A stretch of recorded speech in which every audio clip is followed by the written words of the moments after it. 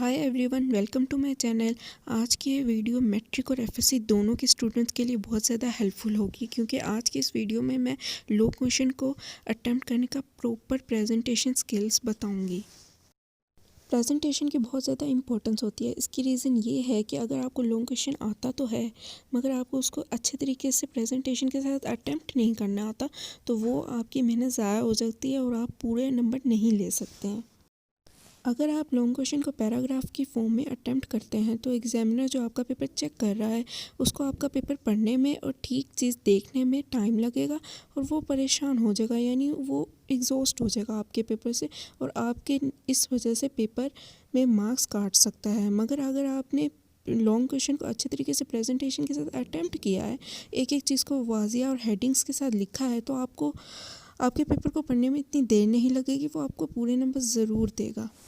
चलिए सीखते हैं कि लॉन्ग क्वेश्चन को प्रॉपर प्रेजेंटेशन के साथ कैसे अटेम्प्ट करते हैं। पहला स्टेप जो आपने करना है वो ये है कि आपने लेफ़्ट साइड पे मार्जिन लाइन ज़रूर लगानी है। मार्जिन लाइन के बगैर आपने बिल्कुल भी लॉन्ग क्वेश्चन को अटेम्प्ट करना शुरू नहीं करना है। सबसे पहले आपने लॉन्ग क्वेश्चन की हेडिंग देनी है, उसके बाद आपने क्वेश्चन नंबर लिखना है, यानी कौन सा क्वेश्चन आप अटेम्प्ट कर रहे हैं। याद रखें, क्वेश्चन नंबर कभी भी गलत नहीं लिखना। यानी फॉर एग्जांपल आप 5 क्वेश्चन नंबर कर रहे हैं और लिख 6 देंगे तो ये गलत होगा, आपका पूरा पेपर पूरा आंसर जो है वो गलत हो सकता है। तो इसी वजह से जो क्वेश्चन आप अटेम्प्ट कर रहे हैं उसी को लिखें। मैं यहाँ पर क्वेश्चन नंबर 4 लिख रही हूँ, क्योंकि आप फॉर एग्जाम्पल आप क्वेश्चन नंबर 4 अटेम्प्ट कर रहे हैं। उसके बाद नेक्स्ट लाइन पे आपने पार्ट लिखना है, यानी आप कौन सा पार्ट अटेम्प्ट कर रहे हैं, ए पार्ट कर रहे हैं या बी कर रहे हैं।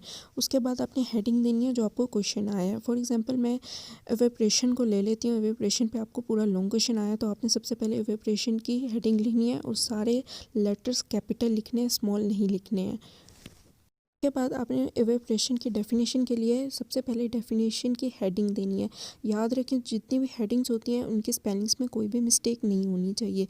याद रखें कि सब हेडिंग्स का फर्स्ट लेटर जो है अपने वो कैपिटल लिखना है और बाकी जितने भी लेटर्स होंगे वो स्मॉल लिखना है। उसके बाद फॉर एग्जांपल आपकी कोई एग्जांपल है जो इवेपोरेशन की आपने एग्जांपल देनी है, तो आप एग्जांपल की हेडिंग देंगे, पहला लेटर कैपिटल और बाकी सारे स्मॉल, और एग्जांपल लिख देंगे। बाद अगर आपके लॉन्ग क्वेश्चन में कोई डायग्राम है तो आपने सबसे पहले डायग्राम की हेडिंग देनी है और फिर नीचे डायग्राम बना देनी है। याद रखें और कोशिश करें कि डायग्राम बनाते हुए पेन और मार्कर दोनों का इस्तेमाल करें, इससे आपकी प्रेजेंटेशन अच्छी दिखेगी और एग्जामिनर ज़रूर इम्प्रेस होगा।